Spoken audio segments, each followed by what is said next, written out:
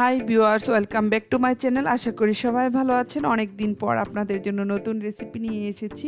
আমার আজকের রেসিপি পাউরুটি দিয়ে গোলাপজাম। আমি চেষ্টা করেছি খুব সহজভাবে রেসিপিটি আপনাদের সাথে শেয়ার করার। আশা করি ভালো লাগবে। চলুন তাহলে দেখে নিই কীভাবে তৈরি করবেন। মিষ্টি তৈরির জন্য প্রথমেই আমি চিনির শিরা তৈরি করব। আমি এখানে 1 কাপ পরিমাণ চিনি নিয়ে নিয়েছি। 1.5 কাপ পরিমাণ পানি অ্যাড করে দিচ্ছি। এখানে আমি 1 কাপ চিনির সাথে 1.5 কাপ পরিমাণ পানি অ্যাড করে শিরাটা তৈরি করব। এখন চিনিটা ভালো করে মিশিয়ে নিচ্ছি। এখন এর মধ্যে আমি 3টি এলাচ ছেড়ে দিব। এখন এইটাকে আমি বেশ কিছুক্ষণ অল্প আঁচে জাল দিব, প্রায় 8 থেকে 10 মিনিটের মতো।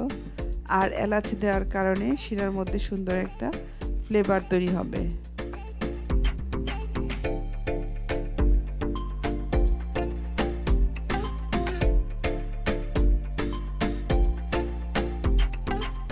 শিরাটা মাঝে মধ্যে একটু নেড়ে দিতে হবে যাতে নিচের দিকে লেগে না যায়। এটাকে নেড়ে চেড়ে অল্প আঁচে জাল দিতে হবে। এখন আমি এই শিরাটা একটা ঢাকনা দিয়ে ঢেকে দিব। চুলার আঁচটা একদমই কমিয়ে দিব। এখন ঢেকে এটাকে রেখে আমি এখন মিষ্টি তৈরি করব।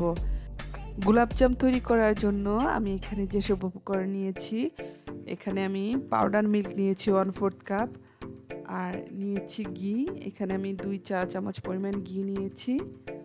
আর এখানে আমি লিকুইড দুধ নিয়েছি। এখানে আমি গরুর দুধটা জাল করে ঘন করে নিয়েছি। 1 কাপ পরিমাণ দুধ নিয়েছি।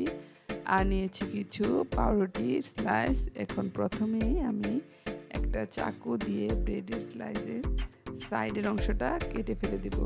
তবে আপনারা চাইলে এই ব্রেডের স্লাইসের যে সাইডটা কাটার পরে যে অংশটা, সেটা দিয়ে গ্রাইন্ড করে ব্রেড ক্রাম্ব তৈরি করতে পারেন।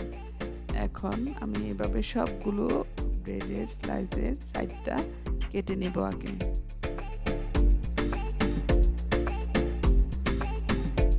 এখন এগুলোকে একটু মাছ দিয়ে টুকরো টুকরো করে কেটে নিচ্ছি।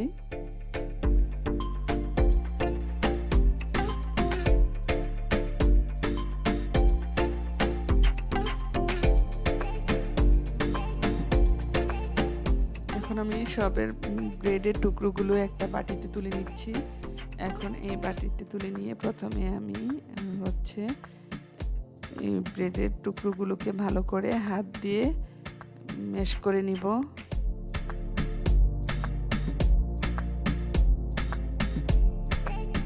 ভালো করে ম্যাশ করে নিয়েছি। এখন আমি এর মধ্যে দিয়ে দিচ্ছি গুঁড়া দুধ। গুঁড়া দুধটা দিয়ে এটা আগে আমি ভালো করে ব্রেডের সাথে গুঁড়া দুধটা ভালো করে মিক্স করে নিব।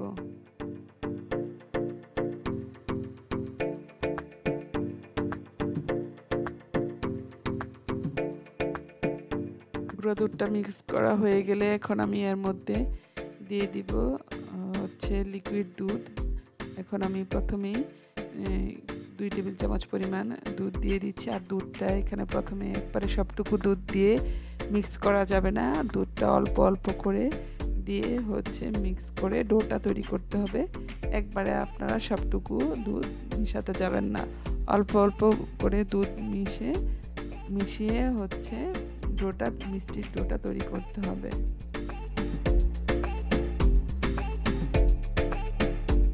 ডোটা কিন্তু অনেক নরম হবে। এখন আমি এর মধ্যে দিয়ে দিচ্ছি ঘি। এখন এই ঘিটা দিয়ে আমি ভালো করে মিক্স করে নিচ্ছি।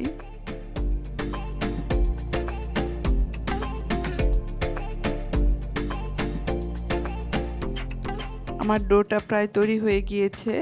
এখন আমি মিষ্টি তৈরি করব। প্রথমেই আমি অল্প একটু ডো হাতে নিয়ে এটাকে 2 হাতে একটা বলের মতো তৈরি করব মিষ্টির শেপে। 2 হাত দিয়ে এটাকে ঘুরিয়ে ঘুরিয়ে বলের মতো তৈরি করব। এরকম হবে মিষ্টির শেপটা। আর আপনার সাইজটা আপনারা আপনাদের পছন্দ অনুযায়ী যতটুকু বড় করতে চান সেই রকম অনুযায়ী নিয়ে 2 হাত দিয়ে বলগুলো তৈরি করে নেবেন। এভাবে আমি একের পর এক সবগুলো মিষ্টি তৈরি করে নিচ্ছি।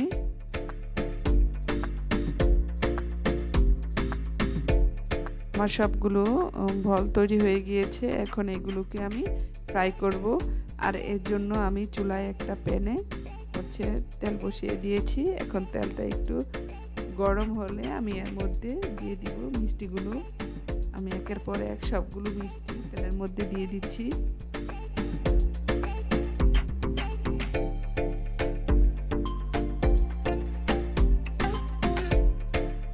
আর সবগুলো মিষ্টি দেওয়া হয়ে গেলে সাথে সাথেই আমি এগুলাকে নেড়ে চেড়ে ভাজতে থাকবো, কারণ সাথে সাথে এগুলোকে নাড়তে হবে, নয়তো আবার পুড়ে যাওয়ার সম্ভাবনা থাকবে। আর অবশ্যই চুলার আঁচটা একটু মিডিয়াম হাই ফ্লেমে রাখতে হবে। লো ফ্লেমে এই মিষ্টিগুলো ভাজা যাবে না, তাহলে মিষ্টিগুলো ভেঙে যেতে পারে। তাই চুলার আঁচটা মিষ্টি ভাজার সময় অবশ্যই একটু মিডিয়াম হাই ফ্লেম করে দিবেন।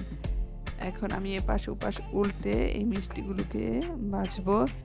একটু গোল্ডেন ব্রাউন করে মিষ্টিগুলোকে আমি ভাজবো। এপাশ ওপাশ উল্টে দুপাশেই মিষ্টিগুলোকে দুপাশে উল্টেই মিষ্টিগুলো ভালো করে ভেজে নিতে হবে। আমার মিষ্টিগুলো প্রায় ভাজা হয়ে গিয়েছে, বাদামি হয়ে গিয়েছে। এখন আমি এই মিষ্টিগুলো তুলে নিব। আমি একটা কিচেন টাওয়ালের উপরে সবগুলো মিষ্টির বল একটা কিচেন টাওয়ালের উপরে তুলে নিচ্ছি, যাতে এক্সট্রা তেলটা ঝরে যায়। আমার সবগুলো বল ভাজা হয়ে গিয়েছে। এখন এগুলোকে আমি শিরার মধ্যে দিব। এখন আমি যে শিরাটা তৈরি করে রেখেছিলাম, সেই শিরাটা চুলার আঁচটা এখন একটু বাড়িয়ে দিচ্ছি। এখন শিরাটা একটু জাল দিয়ে আমি এখন সবগুলো মিষ্টি এই শিরার মধ্যে দিয়ে দিব। আর শিরার মধ্যে মিষ্টিগুলো দিয়ে প্রায় 10 থেকে 15 মিনিটের মতো আমি জাল দিব। মিষ্টিগুলো শিরার মধ্যে দিয়ে অবশ্যই একটু জ্বালিয়ে নিতে হবে, নয়তো শিরাটা ভিতরে ঢুকবে না। আর এটাকে আমি জাল দিয়ে তারপরে ঢেকে রেখে দিব প্রায় ঘন্টা খানেকের জন্য। তারপরে আমি এই মিষ্টিগুলো সার্ভ করব। আমি মিষ্টিগুলো তুলে নিচ্ছি একটা বাটিতে। তৈরি হয়ে গিয়েছে আমার গোলাপজাম। আর এখন আমি এর মধ্যে একটু পেস্তা বাদাম দিয়ে দিব, গার্নিশ করার জন্য অল্প একটু পেস্তা বাদাম দিয়ে দিচ্ছি। খুব সহজেই তৈরি হয়ে গিয়েছে মজাদার গোলাপজাম। আমি এখন একটা মিষ্টি কেটে দেখিয়ে দিচ্ছি। আশা করি রেসিপিটি আপনাদের ভালো লেগেছে। আর সবাইকে ভিডিওটি দেখার জন্য ধন্যবাদ। আর সবাই অনেক ভালো থাকবেন, আমার জন্য দোয়া করবেন। আল্লাহ হাফেজ।